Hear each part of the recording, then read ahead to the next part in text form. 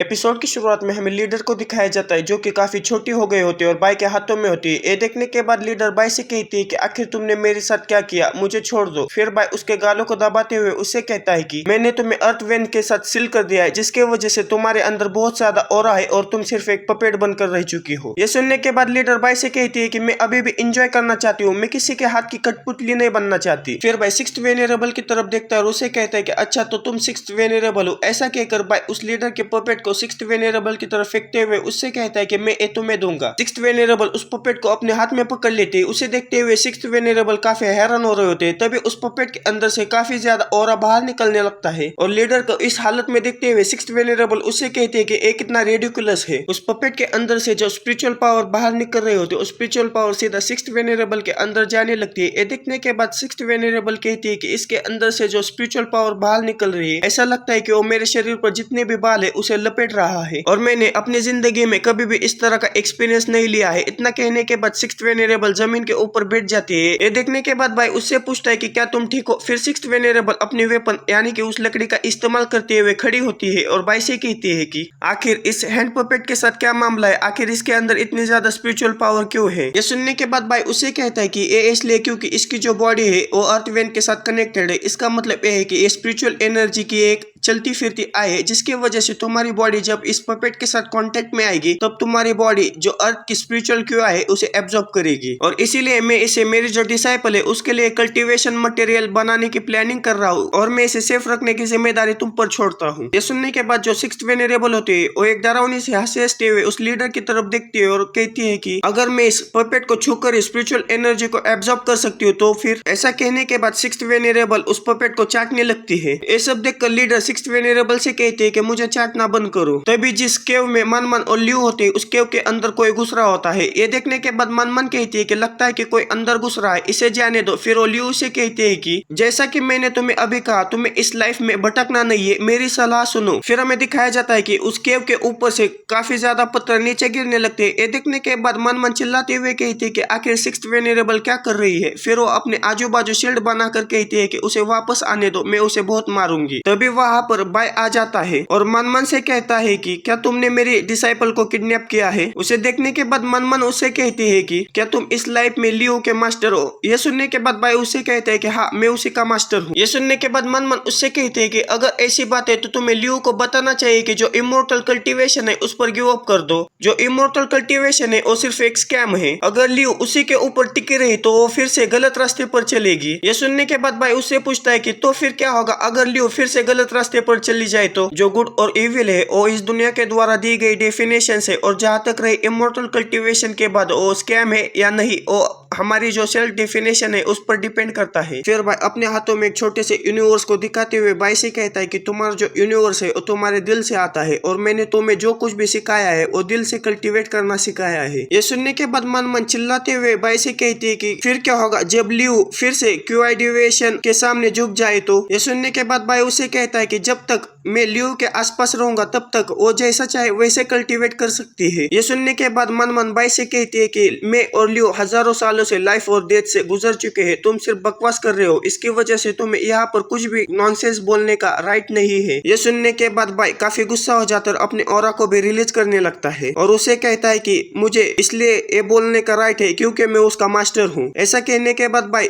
मनमन को अपनी कॉन्शियसनेस में लेकर आता है। वहाँ पर आने के बाद मनमन काफी हैरान हो जाती है और भाई से कहती है कि आखिर मैं कहाँ पर हूँ। ये सुनने के बाद भाई उससे कहता है कि तुम मेरी डिवाइन कॉन्शियसनेस में हो, जिसे कि तुम डोमेन कहते हो, उसी की तरह ये सिमिलर है। और क्या अभी भी तुम्हारे पास कुछ क्वेश्चंस है। ये सुनने के बाद मनमन उससे कहती है कि लेकिन तुम तो अभी तक रिवॉल्विंग लाइफ स्टेज पर हो। ये सुनने के बाद भाई उससे कहता है कि तुम इस तरह के डिटेल्स पर फोकस मत करो। फिर मनमन भाई से कहते है कि ये जो ह्यूज कॉर्प्स है ये क्या है। ये सुनने के बाद भाई उसे कहता है कि ये सारी लकड़ियां है जिसे कि मैंने हजारों सालों से काटता आ रहा हूँ। फिर मनमन इधर उधर देखते हुए अपने मन में कहते है कि यहाँ पर जितने भी लोग हैं वो महायाना स्टेज से बिल्कुल भी कम नहीं लगते। फिर भाई उससे कहता है कि क्या तुम मुझ पर और लियो पर ट्रस्ट करते हो। फिर भाई उससे आगे कहता है कि मैं तुम्हें सोचने का कुछ समय देता हूँ। इतना कहने के बाद वो चुटके बजाता है। जैसे वो चुटके बजाता है और जो मनमन होती है वो कॉन्शियसनेस से बाहर आते हैं और जैसे ही मनमन कॉन्शियसनेस के बाहर आती है वो अपने मन में कहती है कि अब मुझे समझ आ रहा है कि आखिर लियो इस चुप मास्टर पर इतना क्यों भरोसा करती है। फिर भाई सीधा जाकर लियो के सर के ऊपर हाथ हाथ रख देता है और उसे कहता है कि तुम मेरी बातें मानना। यह सुनने के बाद लियो उसे कहती है कि हाँ मैं आपकी बातें मानूंगी और मैं कल्टीवेट करने में कड़ी मेहनत करूंगी। और मनमन अपने मन में कह रहे होते कि इसकी जो स्ट्रेंथ है वो काफी टेरिफाइंग है। फिर भाई अपने हाथों में एनर्जी इकट्ठा करते हुए मनमन से कहता है कि क्या एल्डर कैंग आप लोगों में से है। ये सुनने के बाद मनमन काफी हैरान हो जाती है और कहती है कि क्या एल्डर कैंग। फिर हमें वहाँ पर एल्डर कैंग को दिखाया जाता है जो कि वहाँ पर छुप कर बैठी होती है और बाई ने उसे ढूंढ लिया होता है। ये देखने के बाद एल्डर कैंग काफी हैरान हो जाती है और कहती है कि क्या उसने मुझे ढूंढ लिया। फिर भाई उससे कहता है कि क्या तुम्हें लगता है कि तुम एक होली वेपन का इस्तेमाल करते हुए यहाँ पर छुप सकती हो। इतना कहने के बाद भाई जो होली वेपन होता है उसका उसे तबाह कर देता है। ये सब देखकर मनमन अपने मन में कहती है कि मैं एक अर्थ इमोर्टल होकर भी उसे ढूंढ नहीं पाई तो फिर उसने इसे कैसे ढूंढ लिया। फिर भाई जल्दी से जो एल्डर कैंग होते हैं उसे अपनी एनर्जी से बने हुए रस्सियों में बांध लेता है। फिर एल्डर कैंग बाई से कहती है कि बाई लियोचेन तुम ब्लिसफुल पैलेस के अंदर घुस चुके हो, क्या तुम्हें डर नहीं लगता कि जो हमारे ब्लड एसोसिएशन फॉर्मेशन है वो तुम्हें तबाह कर देगा। यह सुनने के बाद भाई उसके लीडर की तरफ इशारा करते हुए उससे कहता है कि क्या flash and blood association formation, क्या तुम उसके बारे में बात कर रही हो। यह देखने के बाद एल्डर कैंग काफी हैरान हो जाती है और बाई से कहती है कि मैं इस पर भरोसा नहीं कर सकती कि जो blood and flash association formation है वो भी तुम्हें रोक नहीं पाई। इतना कहने के बाद एल्डर कैंग अपने पास से किसी तरह के टोकन को बाहर निकाल लेती है और कहती है कि क्या तुम्हें लगता है कि तुम एक अर्थ इमोर्टल के साथ डील कर सकते हो। उस टोकन को देखकर मनमन काफी हैरान हो जाती है और बाई से कहती है कि उसे उस जेड को तोड़ने मत दो। लेकिन जो एल्डर कैंग होती है वो उस जेड को तोड़ देती है। उस टोकन के टूटने की वजह से जिस जंजीरों ने मनमन को बांध रखा होता है वो जंजीरें टूट जाती है और मनमन अपने बॉडी के ऊपर से अपना कंट्रोल खोने लगती है। ये देखने के बाद लिटिल सिक्स्थ वेनेरेबल कहती है कि जो बॉस है वो अपने ऊपर से कंट्रोल खो रही है। वो जो जेड पेंडेंट था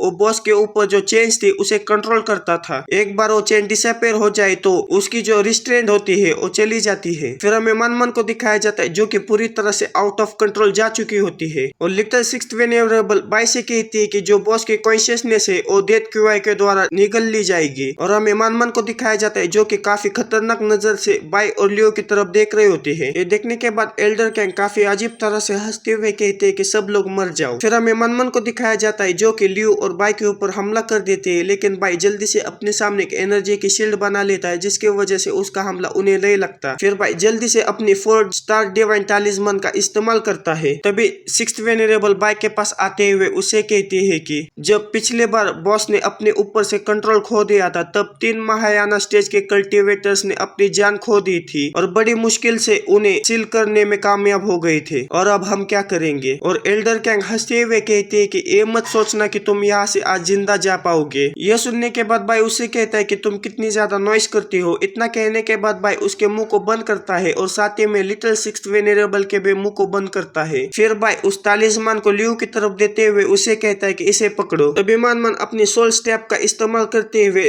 बाई के ऊपर हमला कर देते हैं, लेकिन बाई उस एनर्जी की शील्ड से बाहर निकलते हुए मनमन से कहता है कि जो कॉप्स का शेल है वो भी एक सील बन सकता है, ये कितना इंटरेस्टिंग है। इतना कहने के बाद बाई जल्दी से मनमन के सामने चला जाता है और उससे कहता है कि क्या तुम बस इतना ही कर सकती हो। ये सुनने के बाद मनमन अपने हाथों का इस्तेमाल करते हुए बाई के ऊपर हमला कर देती है। ये देखने के बाद बाई कहता है कि आखिरकार सिर्फ एक लाश ही होती है। इतना कहने के बाद बाई अपना हमला मनमन के ऊपर कर देता है जिसकी वजह से मनमन काफी चिल्लाने लगती है और वहाँ पर एक बहुत बड़ा धमाका होता है। धमाका हटने के बाद हमें मनमन को दिखाया जाता है जो कि अपने कॉन्शियसनेस में वापस आ चुकी होती है और हमें बाई को दिखाया जाता है जो कि मनमन के बड़े बड़े 2 अरमानों के बीच में अपने मुंह को फंसाए हुए खड़ा होता है। ये देखने के बाद मनमन काफी शर्माने लगती है और चिल्लाते हुए बाई से कहती है कि प्रोफेसर बाई। ये सुनने के बाद बाई उसे कहता है कि हिलो मत। फिर मनमन उससे कहते हैं कि प्रोफेसर बाई हालांकि मैं एक फीमेल कल्टिवेटर हूँ लेकिन ये जो बॉडी है वो काफी समय से ज़ॉम्बी में बदल चुकी है तो इसलिए आपको ये नहीं करना चाहिए। तभी बाई कहता है कि अच्छा तो ये इस तरह से है। फिर हमें बाई को दिखाया जाता है जो कि मनमन के बॉडी के अंदर से किसी तरह के ग्रीन गैस को बाहर निकाल लेता है और मनमन से कहता है कि अब मैं सब कुछ समझ गया हूँ। फिर बाई मनमन को कुछ समझाने लगता है। तभी पीछे से लिटिल सिक्स्थ वेनेरेबल मनमन से कहती है कि बॉस आप वापस से पहले जैसी हो गई है। फिर मनमन शर्माते हुए बाई से कहती है कि दूसरे शब्दों में आपके पास अचानक अजीब इरादे नहीं थे ना, लेकिन आपको मेरी बॉडी में प्रॉब्लम का पता तो चला ना। यह सुनने के बाद बाई अपने अंदर से उसे ग्रीन कलर के गैस को बाहर निकालते हुए मनमन से कहता है कि यह सही है, यह सिर्फ एक एक्सीडेंट था, लेकिन अभी के लिए तुम्हारा जो शरीर है इस तरह से अधिक समय तक नहीं रह सकता, इसलिए मुझे जल्दी से जल्दी तुम्हें ठीक करना होगा। और अगर हमें मेन प्रॉब्लम से छुटकारा पाना है तो यह काफी परेशानी वाली बात होगी। मेरे पास यहाँ पर इनफ रिसोर्सेस नहीं है, इसलिए तुम्हें मेरे साथ मेरे सेक्ट में वापस चलना होगा। यह सुनने के बाद मन भाई को कुछ कहने जा रहे होते है, तभी भाई उससे कहता है कि इसके बारे में हम बाद में बात करेंगे, मैं तुम्हें इसके बारे में कंसीडर करने के लिए कुछ और समय देता हूँ, इसलिए केयरफुली से इसे कंसीडर करना। और वो एल्डर कैंग की तरफ बढ़ते हुए उससे कहता है कि सबसे पहले मैं इसकी खातिरदारी करता हूँ। भाई को अपनी तरफ आता देख एल्डर कैंग कहती है कि पिछले कुछ समय में मैं एविल ब्लिसफुल पैलेस की वजह से अंधी हो चुकी थी, इसलिए सीनियर ब्रदर भाई आप अच्छे आदमी है, मेरी जिंदगी को बख्श दे। यह सुनने के बाद भाई उससे कहता है कि मुझे नहीं लगा था कि तुम मुझे सीनियर ब्रदर की तरह रिकॉग्नाइज करोगी। इतना कहने के बाद भाई अपनी उंगली में से एक लेजर बिन को एल्डर कैंग की तरफ भेज देता है और उससे कहता है कि हम दोनों सेम सेक्ट के होने की वजह से मैं तुम्हारी जिंदगी को बख्श देता हूँ। फिर भाई जो एल्डर कैंग होती है, उस जो स्पिरिचुअल सी होता है, उसे सील करने लगता है। ये देखने के बाद एल्डर कैंग भाई से कहती है कि आखिर तुम क्या कर रहे हो, और भाई पूरी तरह से जो एल्डर कैंग के स्पिरिचुअल सी होता है उसे सील कर देता है और उसे कहता है कि आज से एकेडमी के तुम्हारे साथ कोई भी लेना देना नहीं है। इतना कहने के बाद भाई उसे वहां से टेलीपोर्ट कर देता है। उसे टेलीपोर्ट करने के बाद भाई लियू मन और लिटिल सिक्स्थ वेनेरेबल की तरफ जाने लगता है। तभी लिटिल सिक्स्थ वेनेरेबल चिल्लाते हुए कहती है कि मैं इसके ऊपर ऑब्जेक्ट करती हूँ, और लियू मन से कहती है कि अगर तुम आना चाहती हो तो हमारे साथ आ सकती हो। फिर मन लिटिल सिक्स्थ वेनेरेबल से कहती है कि लिटिल सिक्स ऐसा मत बनो, तुम्हें पता है कि ये मेरे लिए कितना इम्पोर्टेंट है। फिर लिटिल सिक्स्थ वेनेरेबल मन से कहती है कि आप एक अर्थ इमोर्टल हो और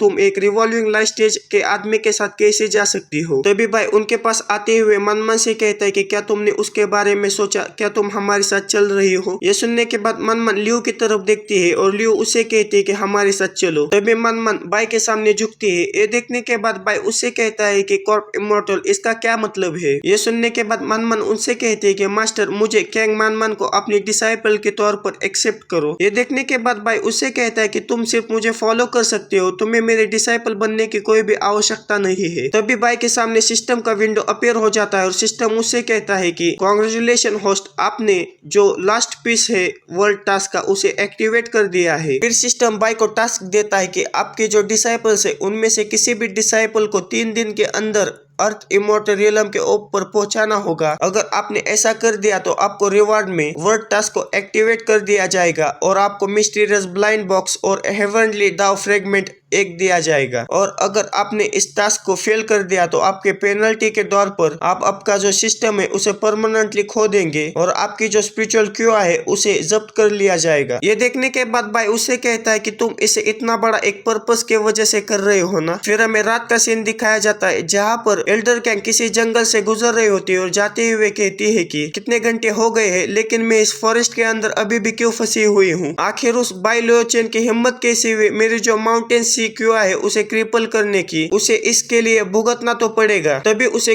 पीछे से कोई आवाज लगा देता है। जब वो पीछे की तरफ मुड़कर देखती है तभी उसके सामने एक आदमी होता है, जिसे देखने के बाद वो कहते हैं कि आखिर तुम कौन हो। फिर हमें उस आदमी का चेहरा दिखाया जाता है। वो आदमी यांग होता है। आप शायद इस आदमी के बारे में भूल चुके होंगे। तो पिछले कुछ एपिसोड में हमें जो सोल एंसेस्टर था उन्हीं के सेट का एक मेंबर था जिसे के भाई ने मार डाला था। फिर भाई एल्डर कैंग से कहता है कि एल्डर कैंग आप भी यहाँ पर है, करीब आइए हम दोनों बात करते हैं। उसे देखने के बाद एल्डर कैंग अपने मन में कहती है कि कुछ तो गलत है। जैसी कि भाई की पर्सनैलिटी है मुझे नहीं लगता कि उसने इसे जाने दिया होगा। फिर वो चिल्लाते हुए यांग से कहती है कि आखिर तुम कौन हो। यह सुनने के बाद यांग अपने चेहरे को पूरी तरह से घुमाते हुए उससे कहता है कि पहाड़ पहाड़ होते हैं, पानी पानी होता है, यहाँ पर जितने भी अपीयरेंस है वो सारी रियलिटीज है। तो फिर मैं यांग चेंग क्यों नहीं हो सकता। और तुम मुझे ये मत बताना कि तुम यहाँ पर अपनी मर्जी से यहाँ पर आए हो। उसे देखने के बाद एल्डर कैंग उसे कहते कि तुम्हारी तो फिर हमें सिर्फ उस जंगल से चिल्लाने की आवाज आती है। बस दोस्तों इस वीडियो में इतना ही। वीडियो कैसा लगा मुझे कमेंट कर जरूर बताइएगा। मिलते हैं अगली किसी वीडियो में। Okay bye.